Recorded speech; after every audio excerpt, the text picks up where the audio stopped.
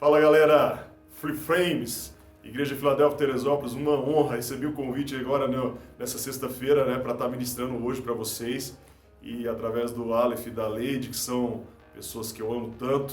Eu queria me apresentar para você talvez aí que não me conhece, já tive 2 vezes na sua igreja e estou indo a 3ª vez sem sair de casa.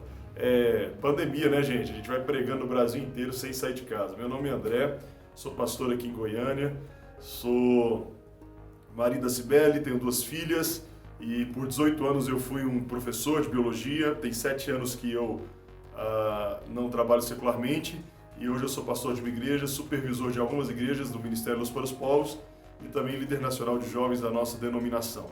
25 anos que eu prego para jovens e adolescentes no Brasil e é uma alegria eu estar ministrando para você. Queria também te dizer que nessa pandemia, como a gente deu uma desacelerada no meu caso, eu comecei a usar das ferramentas que Deus tem nos dado nesses dias e queria te fazer um convite. Você entrar no meu canal, Pastor André Torres, e você clicar ali, se inscrever, e ali tem algumas séries muito legais para você. Lancei esse mesmo série de Romanos, versículo a versículo, a Epístola de Paulo aos Romanos, e também toda semana eu lanço uma série de assuntos para jovens e adolescentes. Toda quarta-feira eu comento sobre um livro que eu li e que Deus me abençoou. Então, fazendo esse comercial aí para que a gente possa estar junto e andando junto nessa caminhada. Também, se você quiser me seguir na rede social, meu Instagram é André Torres Oficial, tá bom? Bem, o Aleph me deixou bem à vontade de ministrar hoje para vocês.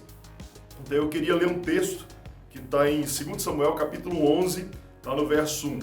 Na primavera, época em que os reis iam para a guerra, Davi enviou para a batalha Joabe como oficial. E indo todo o exército de Israel, eles os derrotaram os amonitas e cercaram Ramá. Mas Davi permaneceu em Jerusalém.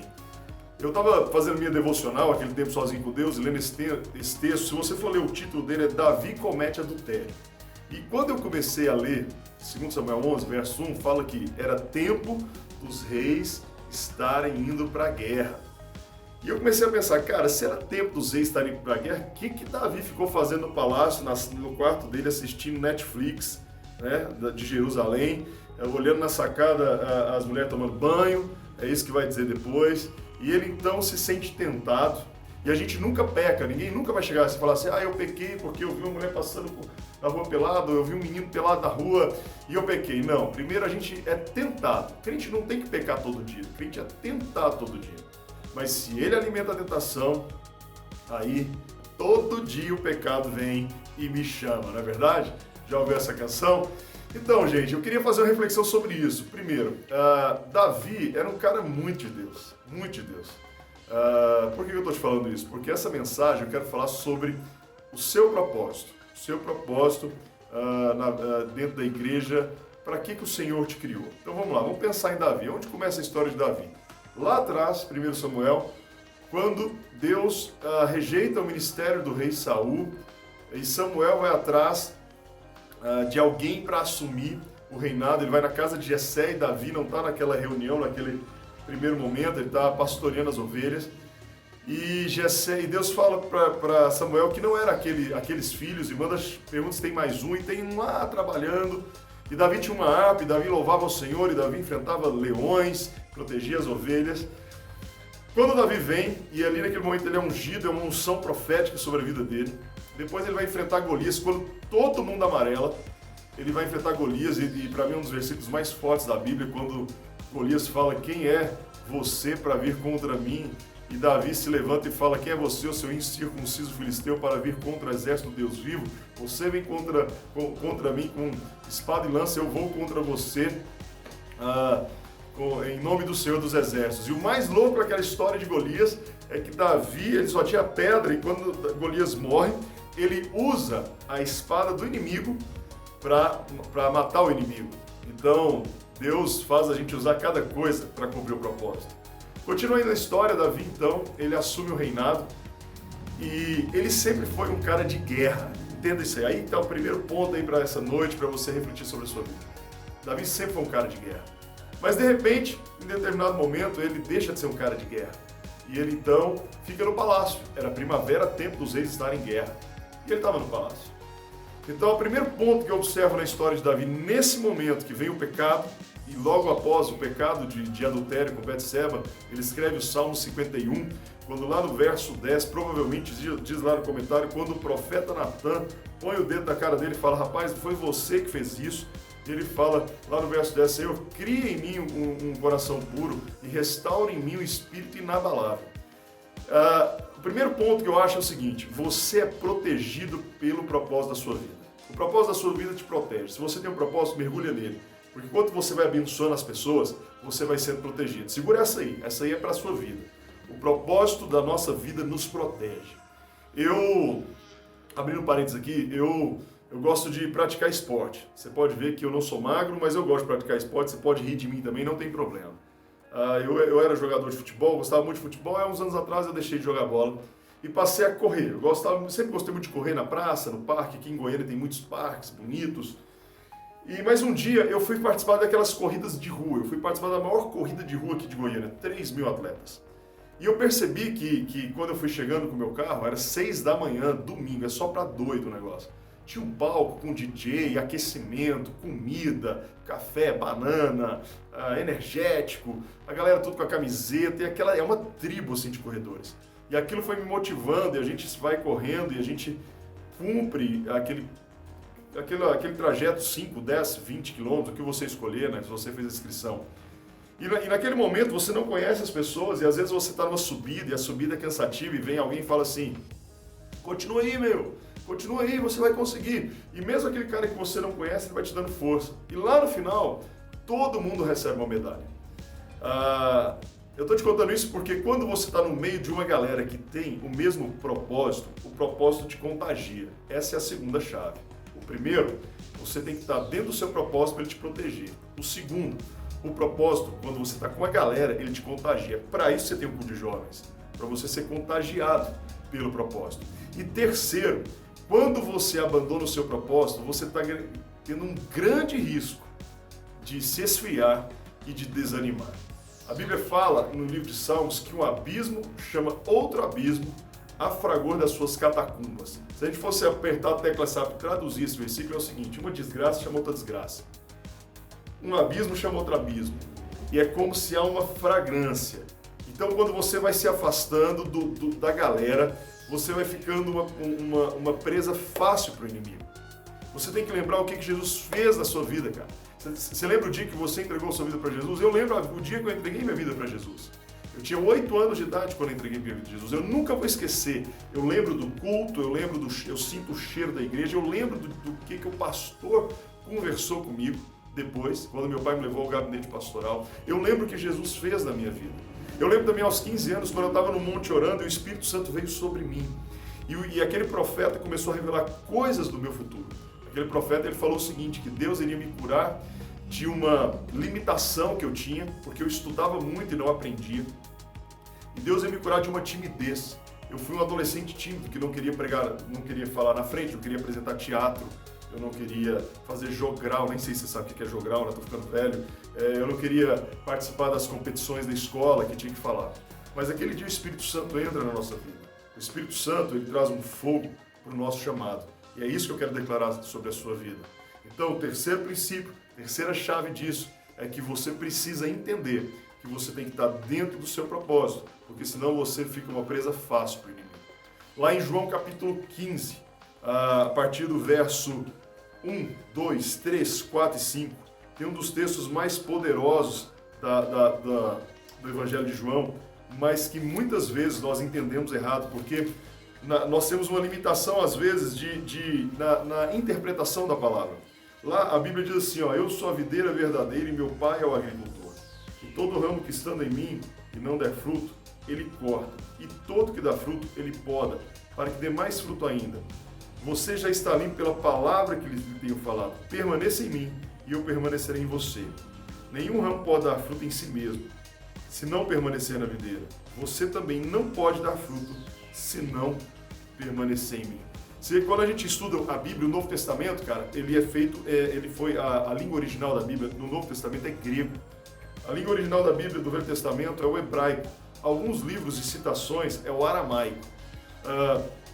O grego, quando o Senhor fala assim, olha, se algum ramo estando em mim, eu podo, e se você estiver em mim e não der fruto, eu corto.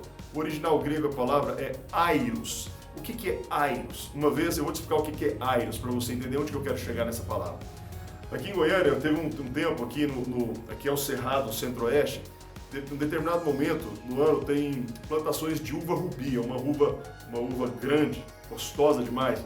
E a gente vai no parreiral e a gente paga ali por pessoa e a gente pode comer o que eles chamam de refúgio. Refúgio é aquele cacho que não vai para venda. E a gente entra ali, vai conversando e vai chupando uva. E um dia eu estava num desses parreirais com a minha família e eu perguntei pro cara que cuidava lá, o que ele faz se um ramo está fraco e cai na lama e se estraga e vem fungo? Ele falou, olha, a gente pega o ramo, a gente lava o ramo, a gente amarra ele no caule maior. Sabe o que é isso? Airos. Quando o Senhor fala na parábola no texto de João capítulo 15, ele fala o seguinte, ele fala que se você não estiver dando fruto, ele vai te cortar. O cortar aqui é airos. Airos significa, eu vou te limpar, eu vou te amarrar no ramo maior. Deus não é mau, Deus é justo. Quando você aceitou Jesus, você foi salvo da ira de Deus, diz lá em Romanos capítulo 1. Então eu quero te falar uma coisa muito doida. Você precisa estar amarrado, você precisa estar unido ao caule que é Jesus. Esse é o propósito. Você foi feito para cumprir o teu propósito. Cara, você é um jovem e Deus te colocou em lugares, às vezes, que o pastor Aleph não pode ir, que a pastora Leide não pode ir. Você às vezes está numa universidade, claro, quando essa pandemia passar, ou talvez você está na rede social fazendo uma live no Instagram. A gente tem que entender e ler esse momento que a gente está fazendo. Nunca preguei tanto pela internet como agora, nunca falei tanto de Jesus. Só essa semana eu estou pregando em 3 cidades sem sair de casa, porque o Senhor está nos levando a pregar pelo desespero das pessoas. Então eu quero que você lembre hoje, a minha palavra essa noite, é para que você lembre para o que Jesus te encontrou. Propósito. Existe um propósito que ele é universal. Ide por todo mundo e pregai o Evangelho. Isso é universal. Mas existe algo específico. Lá em Efésios a palavra diz, Deus chamou uns para evangelistas, outros para pastores, outros para mestres. Dentro do chamado universal, tem um chamado específico para a sua vida. E aí eu entro para a segunda e última parte dessa palavra. Eu falei sobre você estar dentro do seu chamado, mas agora eu quero ir para a segunda e última parte para que você possa pensar no que eu estou falando. Como que eu acho meu chamado? Essa é uma pergunta que eu mais recebo na minha vida quando eu ministro para jovens e adolescentes. Pastor, você se encontrou, você foi professor de biologia, você hoje é um pregador, você é um pastor local, mas de repente o cara fala, e eu vou ser o que da minha vida? Então eu tenho alguns passos que eu criei, que eu tracei de acordo com a palavra, para tentar identificar o meu chamado. Primeiro ponto do meu chamado, eu preciso ter paixão pelo meu Deus. Eu só vou ter um propósito, um chamado, quando eu tiver paixão. A paixão é que alimenta nos dias difíceis. A paixão é o que te alimenta quando você é criticado. A paixão é o que te alimenta quando você está desanimado. Então você precisa encontrar Jesus e alimentar essa paixão. E paixão, se você é um jovem casado ou se você é namorado ou noivo, você vai entender muito bem o que eu estou falando. A gente precisa estar junto, a gente precisa se conhecer. E é isso que você tem que fazer com Jesus. Uma das disciplinas espirituais é você ter a sua devocional. Todos os dias você está com o Senhor. A segunda coisa é você encontrar, Bill Johnson tem uma frase no livro dele, Santa Indignação, que eu gosto muito. Ele fala o seguinte, aonde tiver a sua santa indignação, você encontrou o seu chamado. Então você, por exemplo, é um skatista, e tem uma galera, uma tribo de skatistas. Isso é uma missão urbana, que o Aleph curte pra caramba, e eu sei. Então, de repente, você vê aquele ali como o grupo de pessoas que você vai falar de Jesus através da sua vida. Billy Graham diz que você é a carta, você é a Bíblia que o mundo lê. E aí, então, você vai ter aquela galera como as pessoas onde você vai orar, você vai gerar em fé e vai falar de Jesus. Então, aonde está a sua indignação, você encontrou o seu chamado. A indignação é o que te move. Às vezes você está andando na rua e vê crianças. E de repente você quer falar de Jesus para aquelas crianças. Aí já é um sinal da sua indignação. Você então está encontrando o seu chamado. Talvez a sua igreja está precisando de um líder de adolescentes. Em vez de ficar pedindo para o pastor, você vai e fala, eu quero ser um líder de adolescentes. Eu comecei há muitos anos atrás, há mais de 25 anos atrás, sendo líder de criança, porque não tinha. Eu era um universitário, eu cuidava de um grupo de crianças. Esses meninos viraram adolescentes, esses meninos viraram jovens, esses meninos viraram pastores, Esses meninos viraram missionários. Quando eu fui líder de jovens, eu tinha uma paixão por estudantes. Então,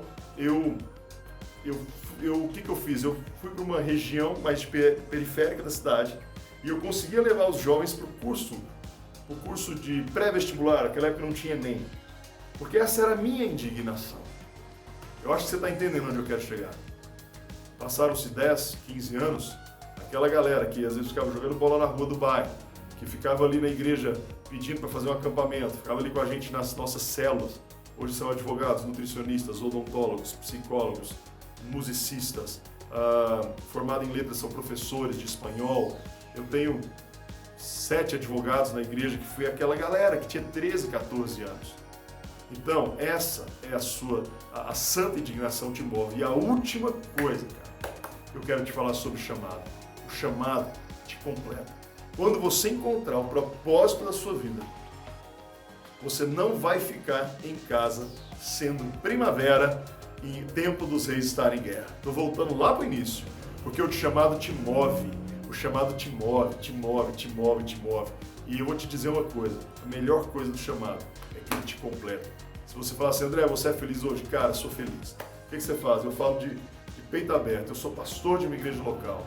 Eu trabalho todos os dias nisso. Eu atendo pessoas, eu visito enfermos, eu cuido de famílias enlutadas, eu levo alimento para as pessoas, eu preparo estudos da palavra, eu dou cursos. E aí você se completa. O legal dessa vida, o que te preenche não é dinheiro, o que te preenche não é o carro, vou te falar uma coisa muito louca, o que te preenche não é casamento é joia, mas ele não te preenche 100%, ele não te traz plenitude de vida. O que te traz plenitude de vida é o seu chamado. É quando você encontra a sua vida em Jesus. Não o chamado universal, esse todo mundo tem que fazer, que é o ID, mas é o chamado específico, onde a palavra fé, a Bíblia diz, sem fé é impossível agradar a Deus, lá em Hebreus capítulo 6. Mas eu quero te dizer, esse versículo me fala muito mais do que o impossível agradar a Deus. Fé, ele tem 2 princípios. O primeiro, a fé de acreditar. E o segundo, a fé, que a palavra original é fidelidade e perseverança. Fé, fidelidade e perseverança é a mesma coisa no original. Então significa o quê? Que não é só acreditar, mas é cumprir os princípios. É cumprir o chamado. Eu quero orar por você nessa noite de sexta-feira. Você jovem abençoado, eu quero te dizer que você vai encontrar seu chamado, que você vai ser protegido pelo seu chamado e que você vai ser pleno no seu chamado. E que um dia, se a gente se encontrar aí na estrada, você vai falar assim, cara, eu sou feliz porque eu encontrei o meu chamado. O chamado é específico, é individual e é de Deus. Amém? Senhor Jesus, eu quero abençoar essa galera de Teresópolis. Eu quero, Pai, dizer em nome de Jesus que o Senhor venha abençoar cada um. Que cada um aí que está tentando entender e procurando o chamado, que o Senhor possa dar passos, que o Senhor possa levar eles, ó Deus, a ser completos, preenchidos pelo Senhor. Senhor, eu quero abençoar a vida dessa juventude, que eles possam crescer e trazer mais impacto que eu sei que eles têm trazido para essa cidade. Eu quero abençoar a vida do Aleph, da Leide na liderança, toda a equipe de adoração, de servos, de voluntários, que eles sejam cheios do Teu Espírito Santo e que o Senhor venha suprir em todos os objetivos e todas as necessidades. Senhor, nós queremos estar diante do Senhor e queremos um dia chegar diante do Teu trono e cumprir a missão e cumprir o propósito, porque eu sei, Pai, que o Senhor plantou a semente da eternidade no nosso coração. Em nome de Jesus eu te louvo e te agradeço. Amém. Jesus te abençoe. Um culto maravilhoso para vocês aí. Sejam cheios do Espírito Santo e que vocês possam impactar a cidade de vocês. Vocês são a geração chamada para esse tempo. O tempo de avivamento, o tempo do derramar do Espírito Santo. Fiquem firmes, Deus te abençoe.